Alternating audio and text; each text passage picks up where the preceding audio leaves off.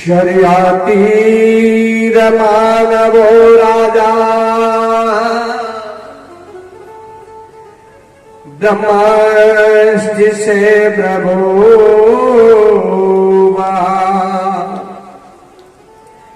यो वा अंगिरसा मुसत्रे द्वितीय में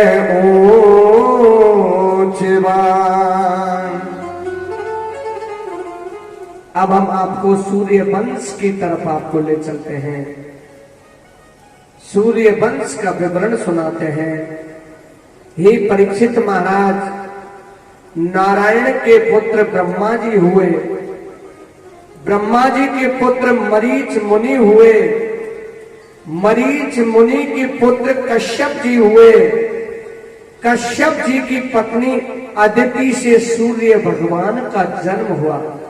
बोलिए सूर्य भगवान की। सूर्य भगवान की पत्नी संध्या से श्राद्ध देव मनु जी उत्पन्न हुए, श्राद्ध देव से महात्मा हुए, महात्मा के 10 पुत्र उत्पन्न हुए, जिसमें सबसे बड़े बेटे थे उनका नाम इक्ष्वाकु था। जो 10 पुत्र उत्पन्न हुए, इक्ष्वाकु, नृग, शरियाती, धृष्ट, कुरुश, नरसंत, प्रसन्न, नभग, कवि। परीक्षित महाराज,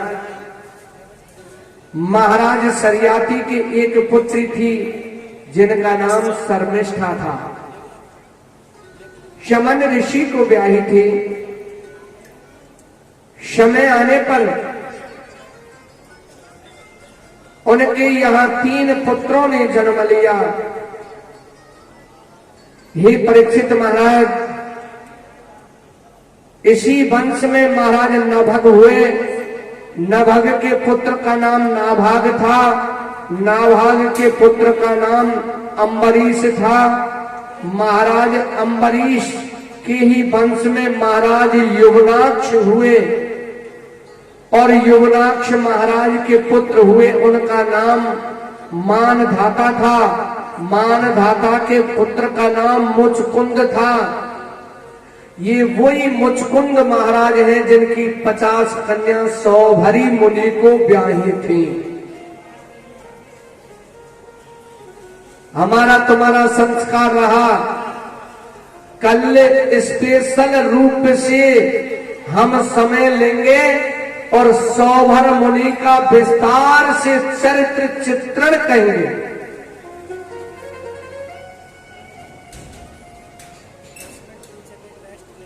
इसी वंश में महाराज त्रिशंकु हुए। महाराज त्रिशंकु के पुत्र का नाम महाराज हरिश्चंद था। हरिश्चंद की पत्नी का नाम तारावती था। तारावती के पुत्र का नाम रोहित था। रोहित के पुत्र का नाम हरित था। हरित के पुत्र का नाम चंप था।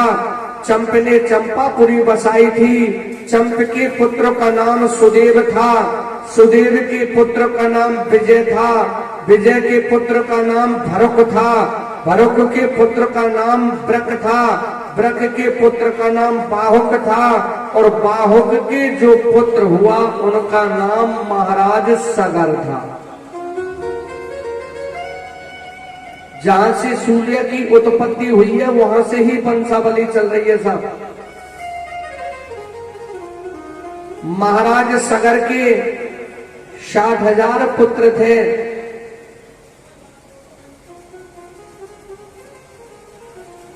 दूसरी रानी के गर्भ से असमंजस का जन्म हुआ। असमंजस के पुत्र अंशुमान हुए।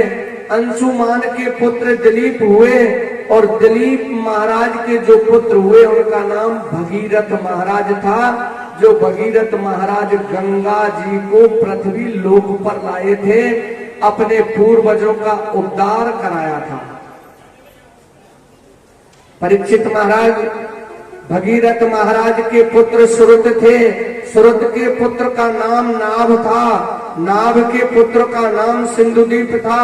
सिंधुदीप के पुत्र का नाम अयुतायु था, अयुतायु के पुत्र का नाम ऋतुपर्ण था, ऋतुपर्ण के पुत्र का नाम सर्वकाम था, सर्वकाम के पुत्र का नाम सुदास था, सुदास के पुत्र का नाम सौदास था, सौदास के पुत्र का नाम खटवांग था, खटवांग के पुत्र का नाम दीर्घबाहु था, दीर्घबाहु के पुत्र का नाम रघु था, रघु के पुत्र का नाम अज था, और महाराज अज के पुत्र का नाम महाराज दशरथ था।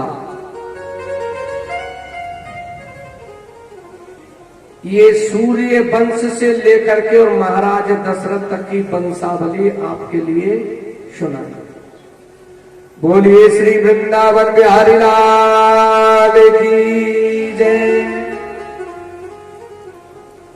अब हम यहां से राम कथा में प्रवेश लेने जा रहे हैं, और राम कथा में प्रवेश लेने से पूर्व ये 2 मिनट का मेरे परमात्मा राम जी का गुणानुवाद करेंगे, जिससे हम राम कथा में प्रवेश हो जाएंगे। अज राम के नाम को प्रेम से गुनगुना। राम के नाम को तो प्रेम से गुनगुनाना चाहिए विष्णु भाई। अज राम के नाम को प्रेम से गुनगुना।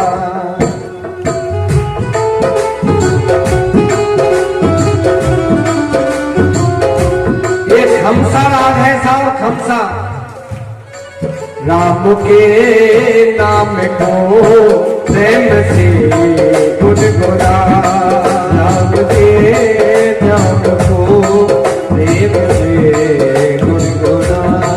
जिंदगानी का कोई भरोसा नहीं, जिंदगानी का कोई भरोसा नहीं। राम के नाम को प्रेम से गुनगुना, राम के नाम को प्रेम से गुनगुना। कि राम के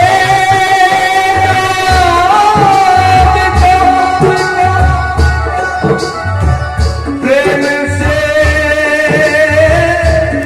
गुनगुना।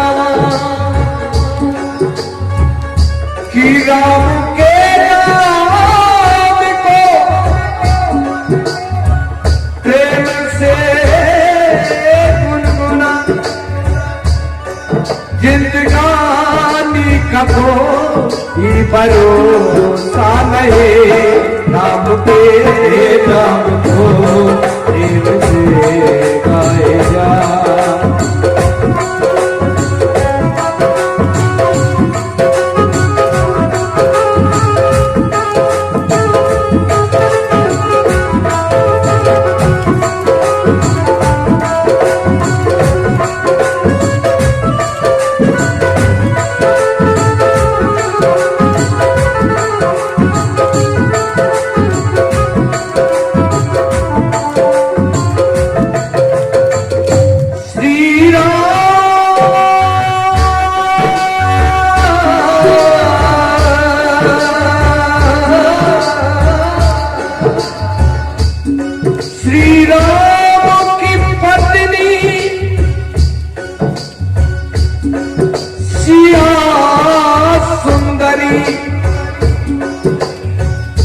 दुष्ट रावण के द्वारा हरि वो गई, ओ दुष्ट रावण के द्वारा हरि वो गई। पहले रावण का भी तो भरोसा भी था, पहले रावण का तो भी भरोसा भी था। पहले रावण का भी तो भरोसा भी था, पहले रावण का तो भरोसा भी था। अब के रावण का तो भी भरोसा नहीं, अब के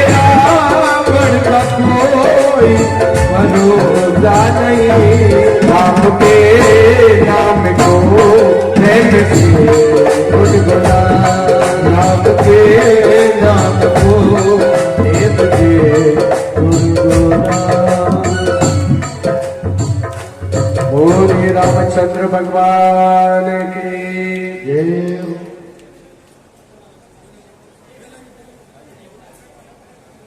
मेरे भक्तगणों, राम जी का गुणगान किया। अब राम कथा में प्रवेश लेने जा रहे हैं। मात्र ये 10 मिनट।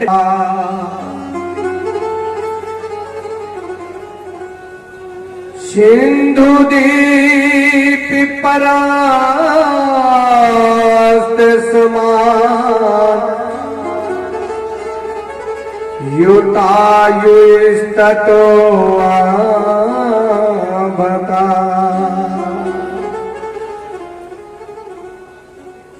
परीक्षित महाराज,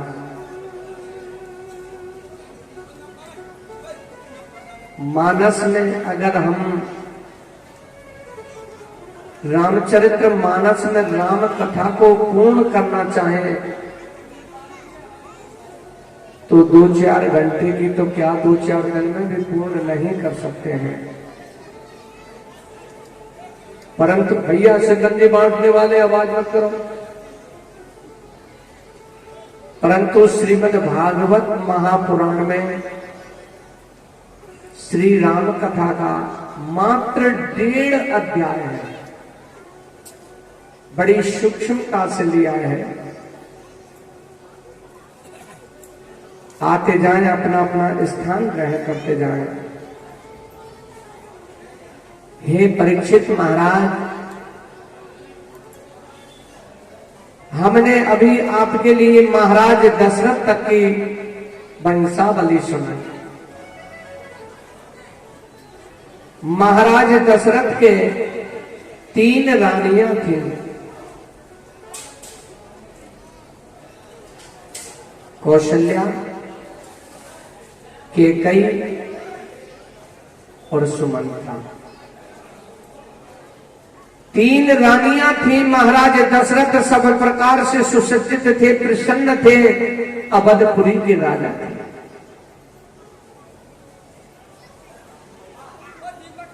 एक दिन ये पीछे वालों से कहो भैया आवाज ना करें। महाराज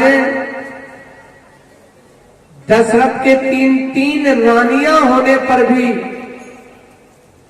अवध के राजा होने पर भी खुशी नहीं थी। एक दिन मन में विचार आया,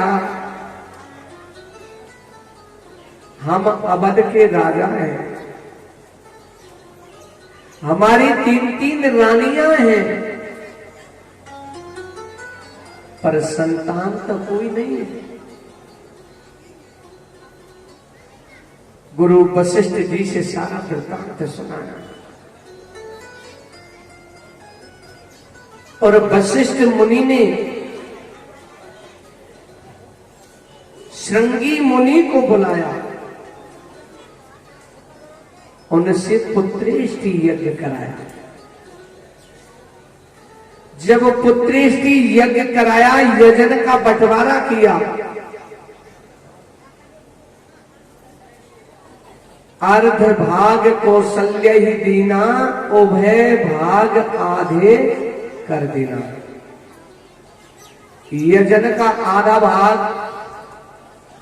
कौशल्या मैया को दिया और उस आधे में से आधा भाग केकई के लिए दिया, और जो आधे में से आधा भाग शेष बचा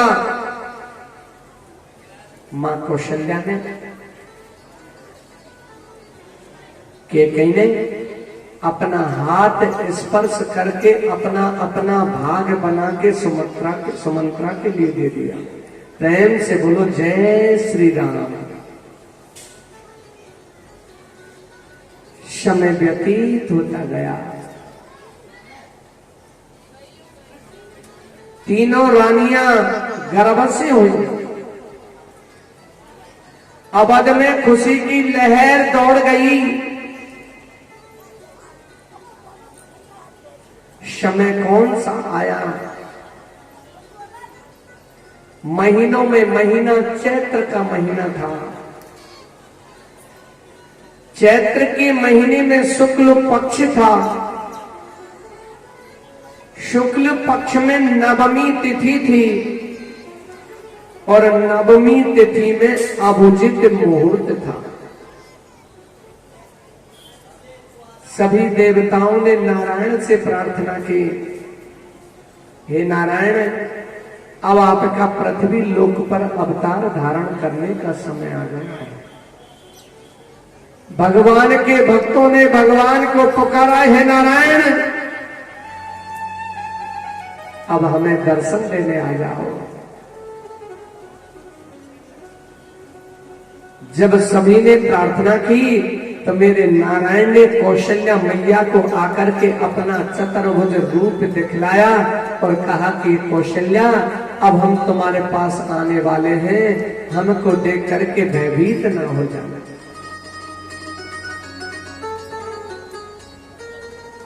आकाश से पुष्प वर्षा हो रही है। देवता मेरे प्रभु का गुणगान कर रहे हैं। भगवान के भक्त भगवान का गुणगान कर रहे हैं।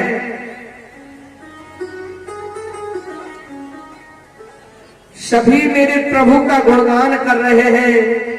जय जय सुर नायक जन सुखदायक प्रणत पाल भगवंता, जो ध्वज हितकारी, जय असुरारी सिंधु सुता प्रिय कंता। पालन सुर धरनी अद्भुत करनी, मरम न जानई कोई, जो सहज कृपाला दीन दयाला, करौ अनुग्रह सोई। सबने प्रार्थना की और प्रभु ने